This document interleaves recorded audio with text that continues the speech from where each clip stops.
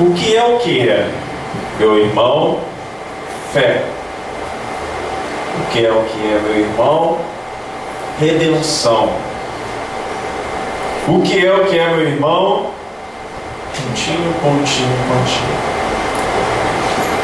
Então eu quero convidar vocês que abram as suas Bíblias no livro de Levíticos. Gênesis, Êxodo, Levíticos. No capítulo 16, nós vamos ler os versos 5 a 10 e depois o verso 21 e 22. Levíticos 16, 5 a 10 e depois o 21 e o 22.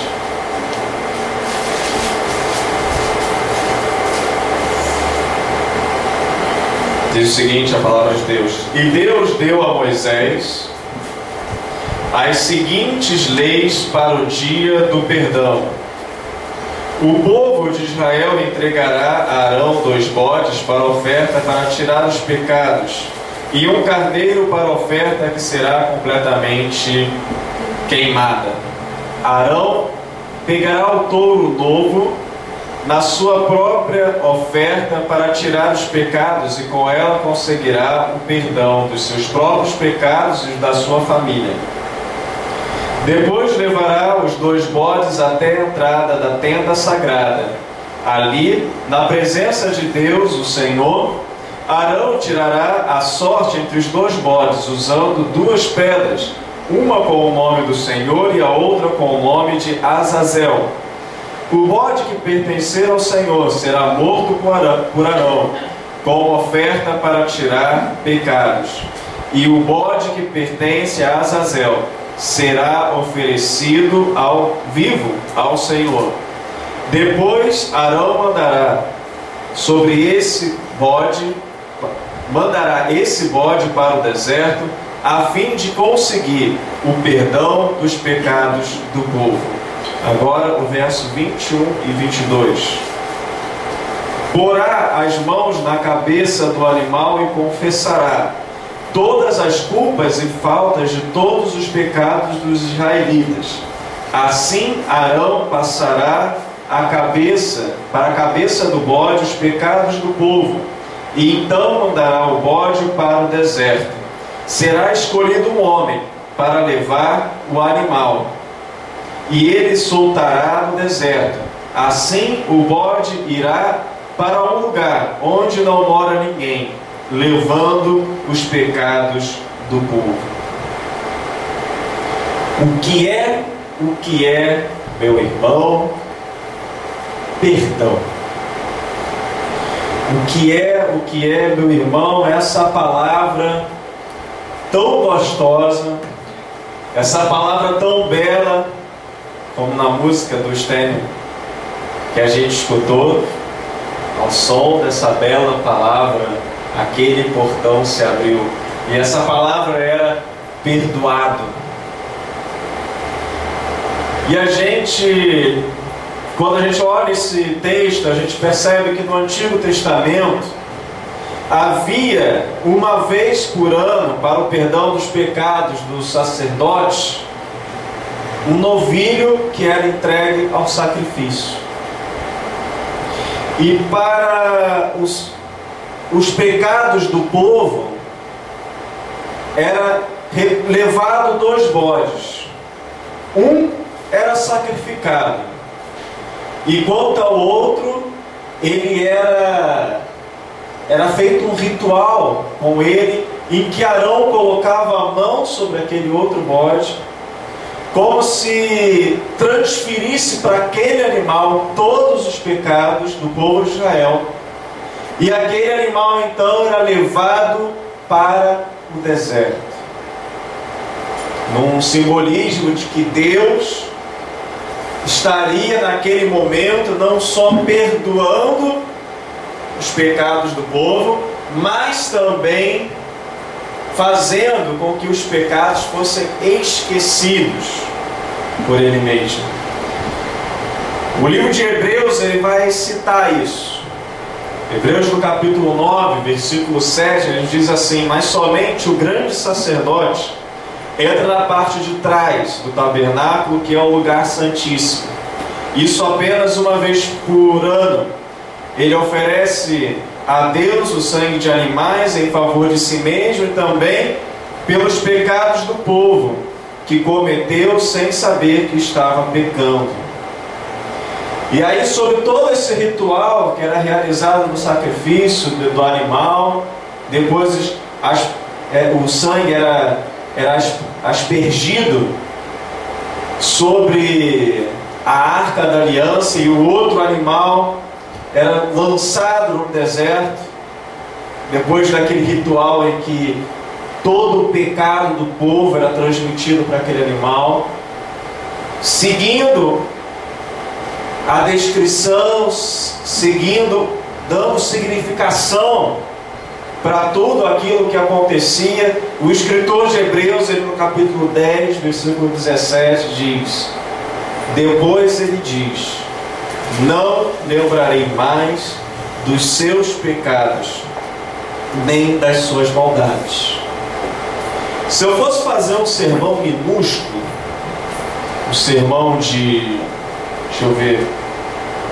3 minutos, 4, eu terminaria dizendo que a lição que a gente tira desse ritual é que, assim como Deus nos perdoa, e nos perdoa de uma maneira tal que Ele se esquece dos nossos pecados, nós devemos também perdoar dessa forma as pessoas que nos ofenderam e não mais ficar lembrando daquilo que elas fazem.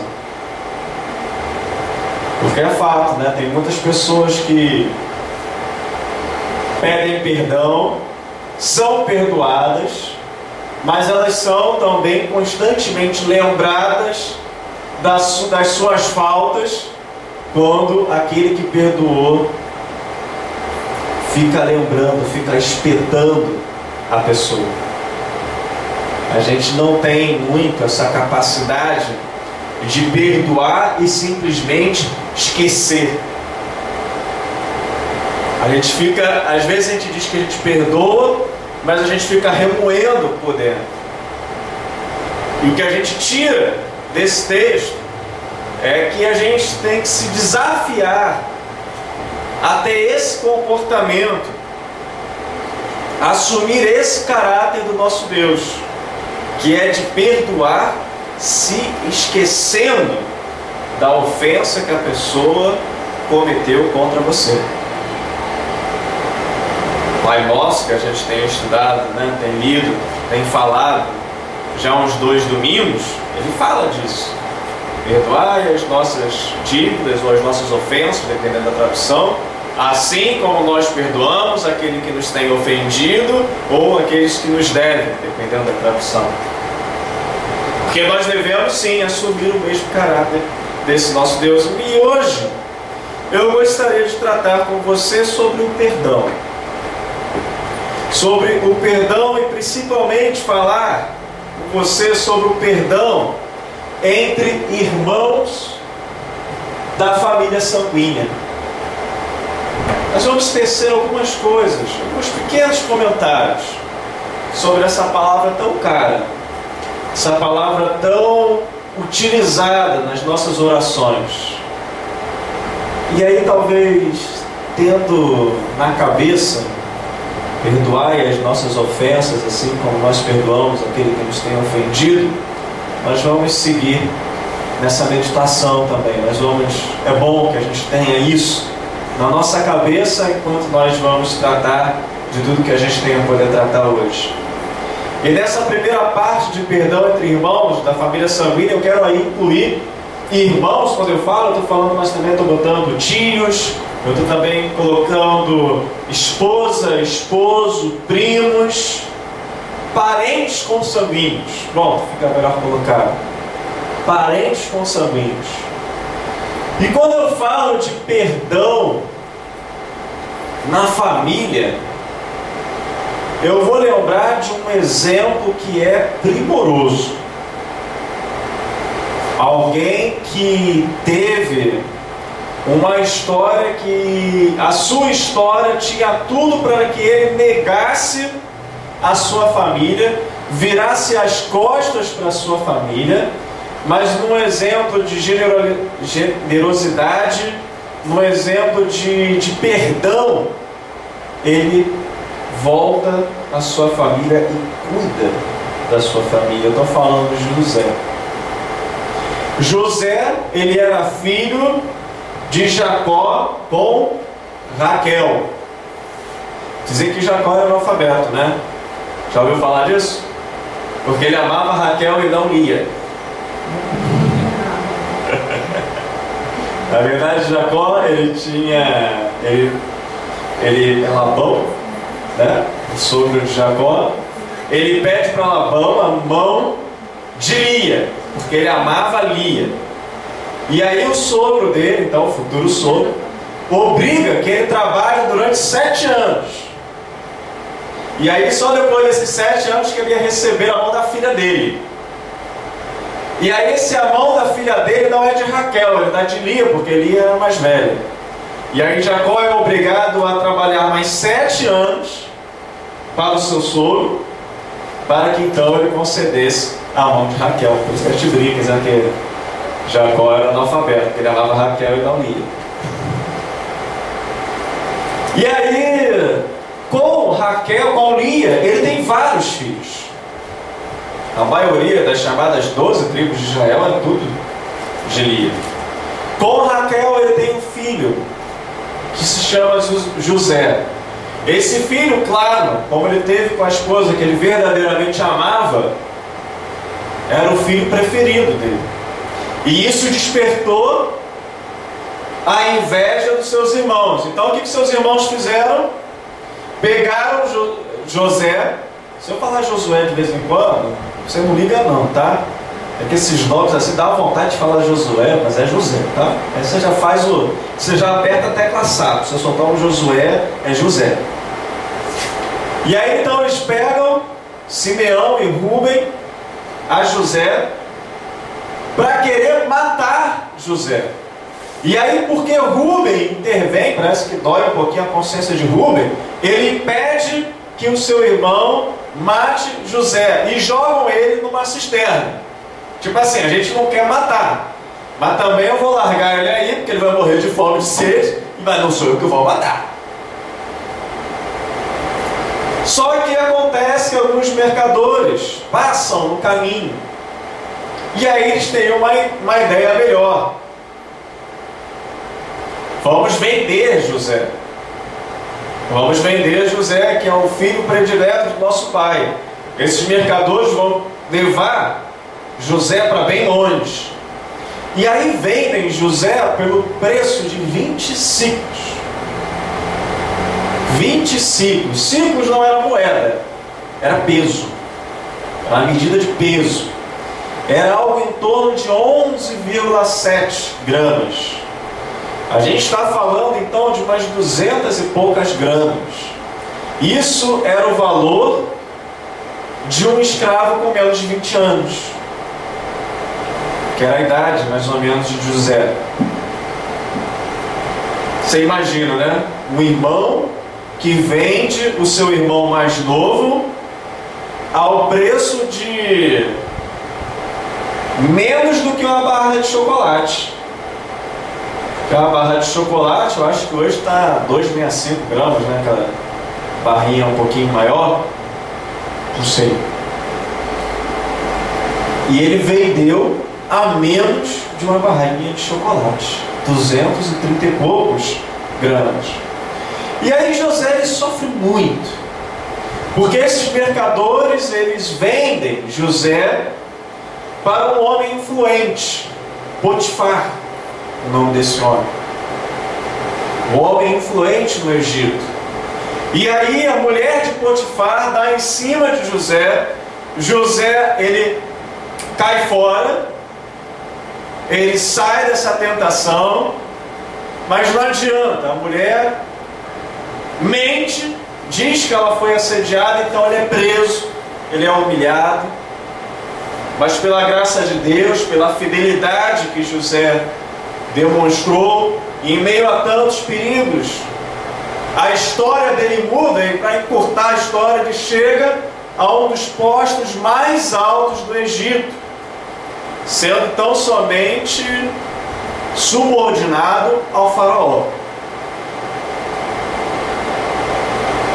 E aí acontece que José ele prevê que haverá uma grande seca. Ele interpreta um sonho de faraó, e nisso ele prevê que a terra vai passar por uma grande seca. E aí ele constrói diversos celeiros, e ali ele ajunta os grãos da plantação para que o povo passasse tranquilamente por aquele momento de estiagem, de seca. Bom, o mundo todo é assolado por essa seca.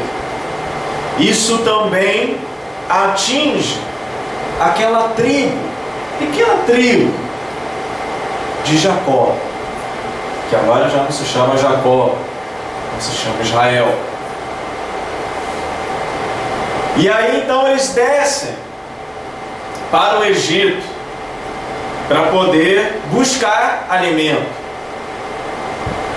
E qual é a surpresa de José, que estava naquela condição de autoridade no Egito, de ver os seus irmãos chegando para poder lhe pedir socorro, lhe pedir ajuda, lhe pedir comida, porque estavam passando fome. Era a hora de José, né? Mas assim, agora é o momento da minha vingança. Eu vou ignorar os meus irmãos, vou fazer eles perderem a viagem. Já estão sem comida, vão ter que voltar para a terra deles sem comida, gastar mais energia ainda. Mas é isso que José faz. José até pede para eles retornarem, sim. Pede para eles retornarem para poder buscar o pai. Quem quer ver Jacó. Quer ver também Benjamim. Pede para que tragam Benjamim. E ali, com a família toda reunida, ele se revela: eu sou aquele que vocês pretendiam fazer mal. Eu fico imaginando que nesse um segundo em que José falou, eu sou aquele que vocês pretendiam fazer mal, eu fico imaginando Rubem e Simeão, primeiro, eles dois, foram que encabeçaram toda a trama. Eles devem ter tremido na base. Devem ter olhado para suas esposas, para seus filhos, para seus outros irmãos, que assim, gente, foi muito bom estar com vocês, mas infelizmente nosso filho de linha acabou de nos encontrar e a gente vai morrer aqui agora. Acho que foram os minutos, os segundos mais tensos da vida de Rubem e Simeão. Só que, olha o que acontece, olha o que nos conta Gênesis 50, versos 20 e 21. José falando com os seus irmãos. Gênesis 50, 20 e 21. É verdade que vocês planejaram aquela maldade contra mim, mas Deus mudou o mal em bem para fazer o que hoje estamos vendo, isto é, salvar a vida de muita gente.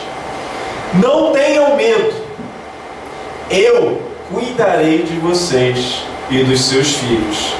Assim ele os acalmou com palavras carinhosas os corações deles. Olha que interessante. Naquele momento em que José tinha tudo para poder realizar sua vingança, ao melhor estilo, sei lá, Avenida Brasil. Você já está velha, né, gente? Porque eu não acompanho direito, não acompanha. Trabalha de manhã, estuda à noite, né? É uma benção isso, né? E aí a gente não acompanha a novela, porque não vale a pena. Na hora que ele tinha aquela oportunidade de dar o troco com juros e correção monetária, ele libera perdão.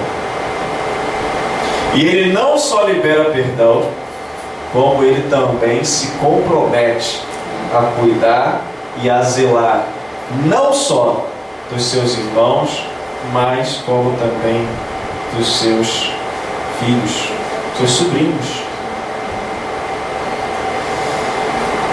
Nós devemos, irmãos, perdoar de maneira liberal os membros da nossa família, para que a gente busque a paz, que a gente busque a harmonia no nosso lar. Mas a gente deve ministrar o perdão não só na nossa família sanguínea, mas também nós temos que ministrar o perdão na nossa grande família. Nós temos que ministrar o perdão entre os irmãos em Cristo. Igreja não é lugar de gente perfeita. Muito pelo contrário. Se eu fosse dar uma definição, eu falaria que igreja é lugar de gente doente, mas que está ciente da sua doença e procura a cura. Então, lugar de gente imperfeita, lugar de gente que é suscetível a pisar no seu calo, lugar de gente que é possível que ela libere uma palavra que te magoe, porque é um grupo, são pessoas, homens e mulheres de carne e osso, tal como você. E é importante que no coração a gente perdoe os nossos irmãos, porque diz Paulo em Romanos 5, no versículo 5, que Deus derramou o seu amor no nosso coração por meio do Espírito Santo que Ele nos deu. Se Ele derramou o seu amor no nosso coração, o amor de Deus é aquele amor que perdoa. Então nós temos que perdoar o nosso irmão, tá boa? Até mesmo quando ele nem pede desculpa. Mas a gente já no nosso coração liberar o perdão, dar famoso relevar. A não ser que esteja incomodando muito, e aí você tem uma queixa, de fato. E aí então, quando você tem uma queixa, qual é a orientação? Quando tiveres alguma queixa contra teu irmão, deixa a tua oferta montar, vai, fala com teu irmão e reconcilia-te com ele. Essa é a oração. Se tudo for bem, ganhaste teu irmão. Se ele não te escutar, vai com 2 ou 3 e conversa com teu irmão. Se ele te escutar, muito bem. Se ele não te escutar, leve à igreja. Mas a gente precisa ter coração liberal naquilo que se refere ao perdão, para o bom funcionamento da igreja. Paulo, ele ensina aos irmãos da igreja de Éfeso que eles sejam bons e atenciosos uns para com os outros e perdoem uns aos outros, assim como Deus, por meio de Cristo, nos perdoou. Isso está registrado em Efésios 4, versículo 32. Nós devemos perdoar o nosso irmão, assim como Deus, por meio de Cristo, nos perdoou. Em Colossenses 3, versículo 13, tem aquele texto que às vezes causa confusão, né? Ele diz: suportai-vos uns aos outros. E depois, quando ele fala do suportai-vos aos outros, ele fala o quê? Perdoai-vos mutuamente, caso alguém tenha motivo de queixa contra outro. Assim como o Senhor vos perdoou, também perdoai vós. Suporte o seu irmão e perdoe. Suporte, repito, não quer dizer que você tem que aturar o irmão chato, não é isso. Isso até seria fácil. Pegar aquele irmãozinho bem chatinho e ficar lá aturando. Não é aturar, é suportar, é dar suporte, dar apoio. E para esse mesmo camarada, teu irmão em Cristo, que você está dando suporte e apoio, você está dando suporte e apoio, ele pode furar a tua mão. E aí, como ele pode furar a tua mão, quando você está dando suporte, o apóstolo continue e perdoe. Porque muitas vezes, na igreja, que é composta de homens e mulheres de carne e osso, a gente vai lidar com algo chamado ingratidão. Então, suporte, perdoa. Mas olha, a gente não pode ficar só na teoria, não. O apóstolo Paulo, ele ensinou aos irmãos ali de Éfeso, aos irmãos de Colossos, aos Colossenses. Mas ele também tem um exemplo que ele conta para Timóteo. Quando ele escreve a sua segunda carta a Timóteo, ele relata um momento, no finalzinho, ele trata de diversos assuntos pessoais. E aí ele fala quando ele estava lá diante de Alexandre, que causou muito problema para ele. E também ele fala da primeira vez em que ele foi ao tribunal para poder ser julgado. E aí quando ele fala dessa primeira vez que ele foi ao tribunal, olha o que ele relata. Na primeira vez que fiz minha defesa, e aí eu estou lendo 2 Timóteo 4, versículo 16. Na primeira vez que eu fiz a minha defesa diante das autoridades, ninguém ficou comigo. Todos me abandonaram. Mas aí ele termina dizendo o seguinte: espero que Deus não ponha isso na conta deles. Paulo, ele lembra de que ele foi abandonado, que para aqueles seus que eram ensinados por ele, em que ele falava, dá o suporte. Imagino que a sua pregação várias vezes se repetia, e a gente vê várias vezes Paulo falando sobre perdão, sobre essa questão de um ajudar o outro e tudo mais. 1 Coríntios, aquela igreja assim, tudo tem que acontecer de maneira harmoniosa, você tem que cuidar do teu irmão. Coríntios 12, aquele capítulo tão bonito, Coríntios 11, 12, 10, 11, 12. E aí ele finaliza no amor, no capítulo 13. E aí desses, o que ele tem é o abandono. Mas o que ele fala? Espero que Deus não ponha isso na conta deles.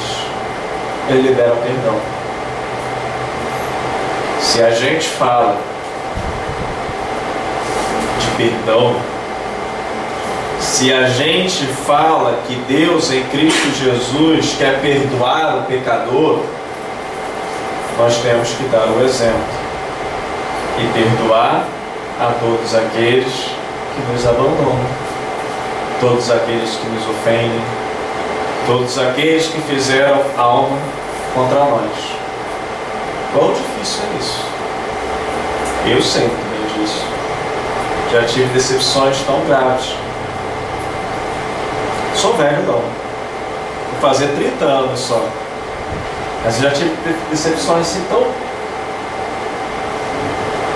de ficar mal, chegar a ter princípio de gastrite, de comer e botar para fora de tal mal que a pessoa me fez. E aí dizer assim, Pedro, você perdoou essa pessoa?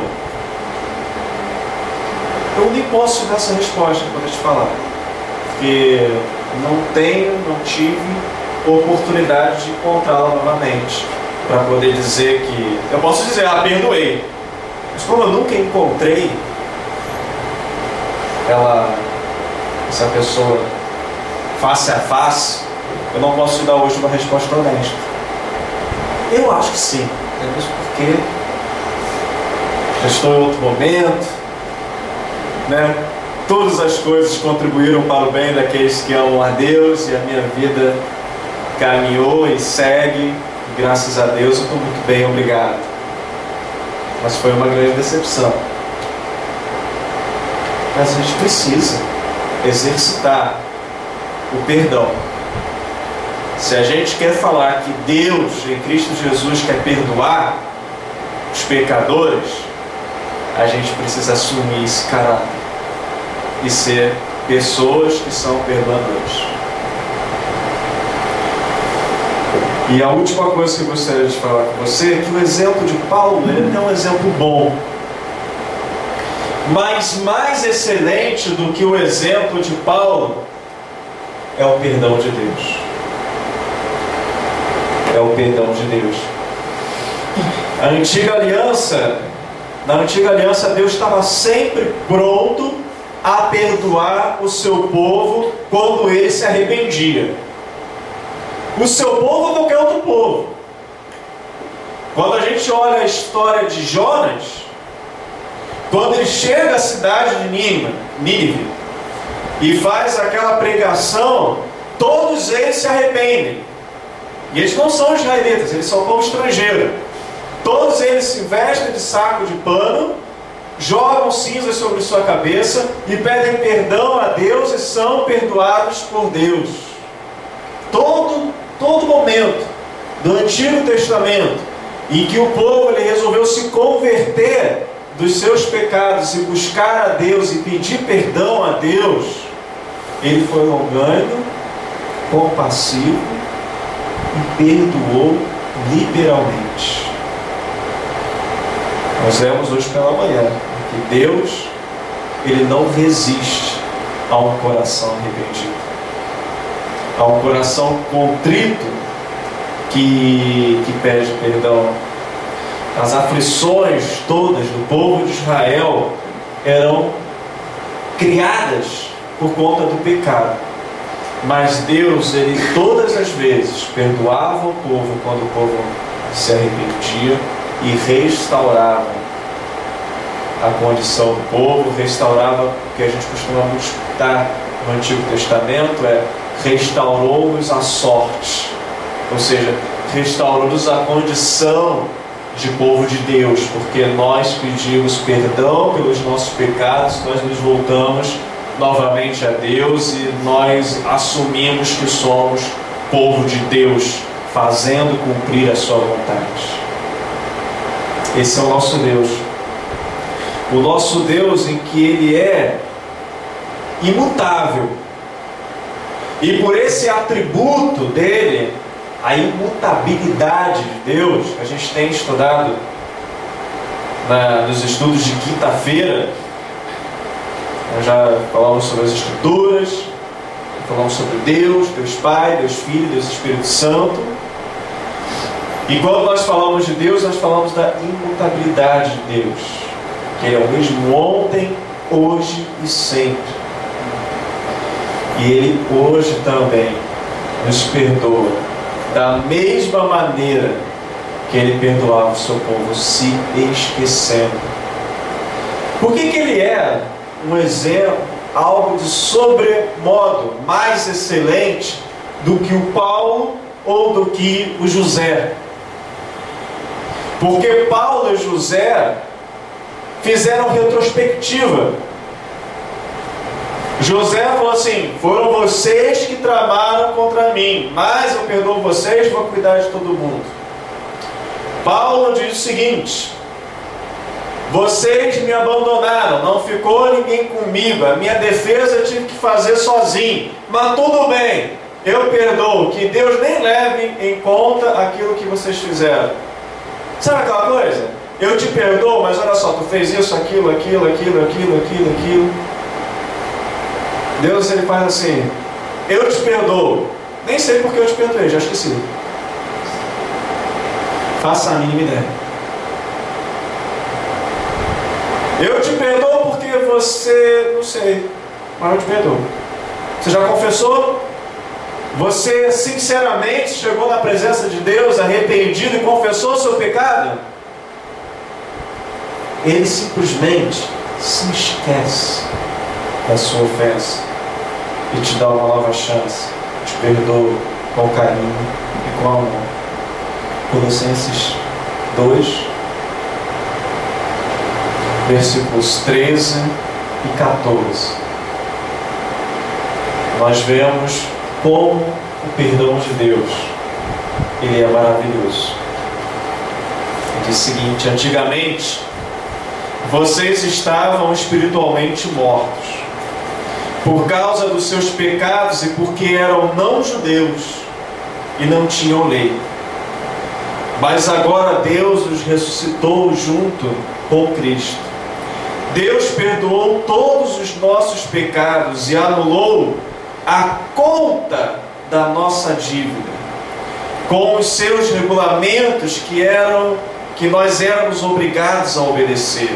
Ele acabou com toda essa conta, pregando-a na cruz. A outra tradução do João Ferreira de Almeida diz: tendo cancelado o escrito de dívida que era contra nós e que constava de ordenanças, o qual nos era prejudicial, removeu inteiramente, encravando naquela cruz.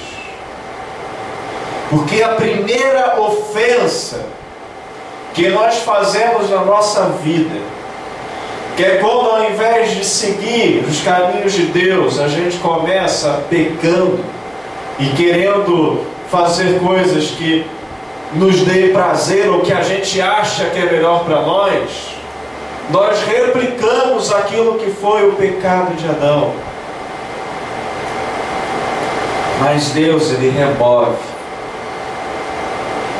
o nosso pecado. Na verdade, ele já o removeu, encravando todos os nossos pecados naquela cruz, bendita cruz. Glórias sejam dadas a Deus pela tua graça, pelo teu amor, pelo teu perdão. E a minha oração hoje é que o amor de Deus em perdoar, o exemplo de José, o exemplo de Paulo, mas principalmente o exemplo do próprio Deus, seja para nós ensinamentos que sirvam verdadeiramente para um despertamento, para uma vida cristã mais madura, para uma vida cristã que reflita verdadeiramente aquilo que nós somos. Pequenos cristos, nós somos cristãos. Amém? Amém. Que Deus assim abençoe a sua palavra.